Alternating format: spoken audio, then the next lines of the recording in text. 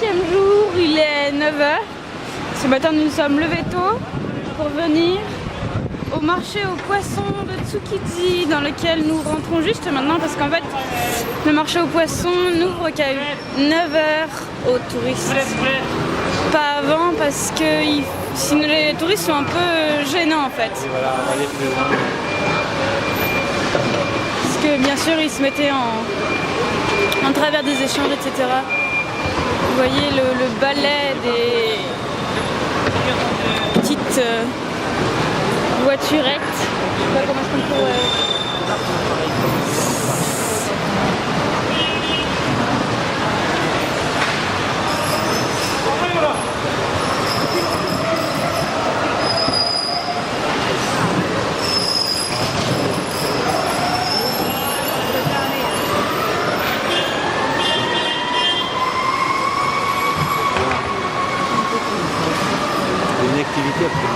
Voilà, c'est un marché, donc c'est vivant, ça fourmille. Et là déjà, ils ont vu les touristes rentrer, ils se sont dit oh là là là là là. Ils ont déjà commencé à nous... On aurait peut-être dû tourner par là en fait. Non, mais on avance un peu. Il y a moins de monde. Ah oui, c'est pareil. Et ça sent fort le poisson. Ce qui reste logique. Faut faire attention à tout ce qui se passe autour de nous.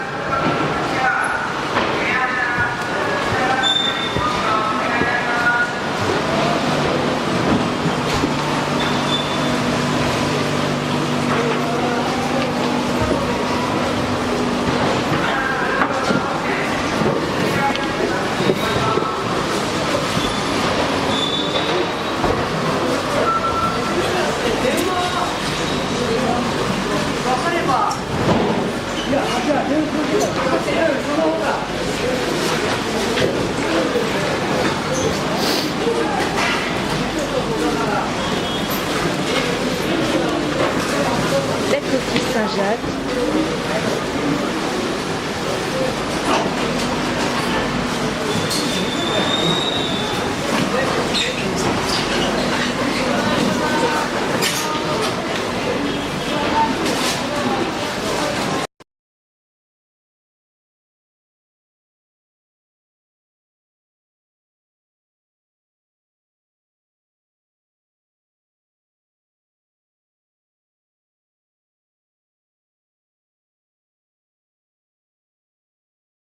Oui.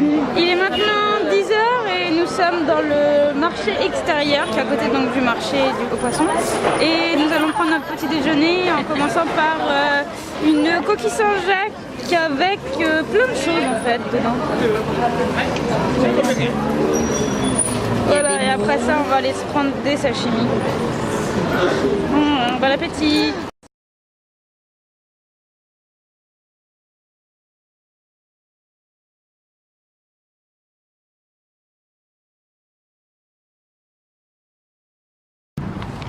Et nous sommes maintenant au jardin de Hamarikyu, un jardin donc pas très loin du marché aux poissons de Tsukiji. Et on a de la chance parce qu'il fait grand soleil quand même. Qu'est-ce qu'il y a? C'est un site exceptionnel. Pavillon au vent de l'air et d'eau. On n'y voit pas très bien là, voilà. Voilà, et donc comme je disais, il fait beau. On a de la chance. Il fait beau.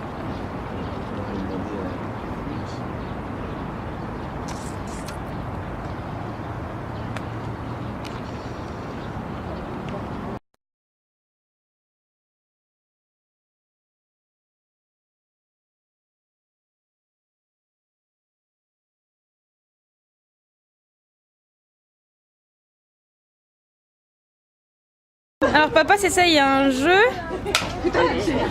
Il doit avec les éventails faire tomber ce petit truc violet. Ah, pas mal. Attends. Yes.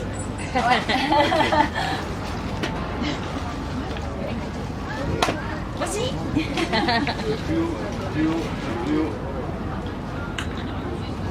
Oh, là aussi.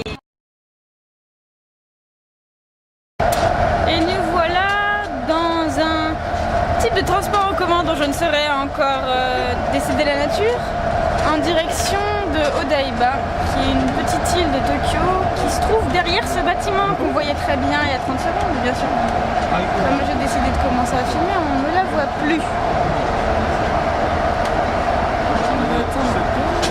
Voilà, on la voit derrière, là.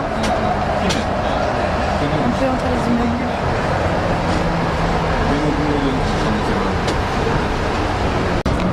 Et voilà, nous traversons le Rainbow Bridge. Donc vous avez un peu une vue de Tokyo qu'on ne voit pas énormément parce que bien sûr il y a des grillages au cas où on voudrait sauter. On ne sait jamais.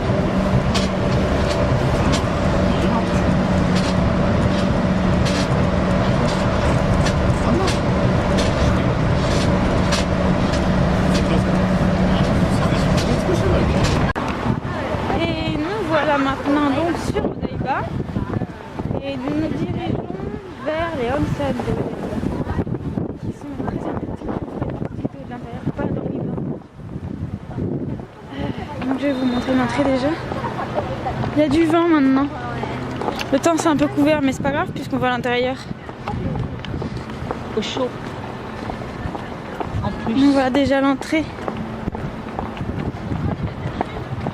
des bains.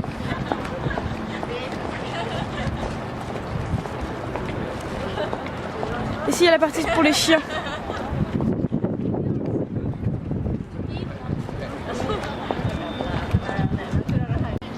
Nous sommes maintenant dans le onsen et pour être exact, dans le petit bain de pied. En fait c'est un petit parcours donc que vous suivez comme ça à l'extérieur. Et en fait au sol il y a des galets, différentes formes. Il y en a certains ça va. Et il y en a d'autres qui sont un peu pointus. Là par exemple, Ah non, mais là, on les évite. il y a des galets un peu pointus là.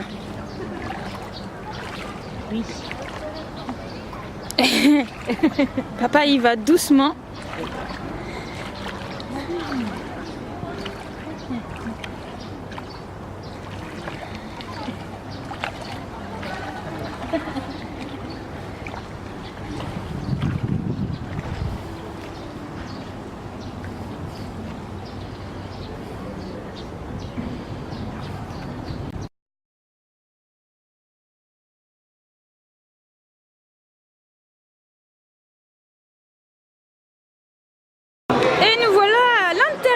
De l'onsen, effectivement, même si le décor ne le laisse pas trop penser.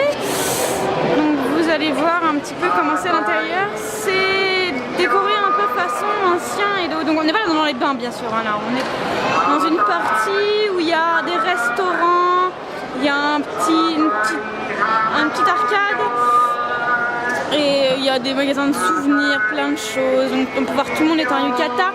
Maman aussi est en yukata. Donc vous aurez raté papa parce que là il est parti se changer, j'avais un peu oublié de faire la vidéo. Donc voilà, il y a des tatamis pour s'asseoir, là-bas il y a des tables pour manger.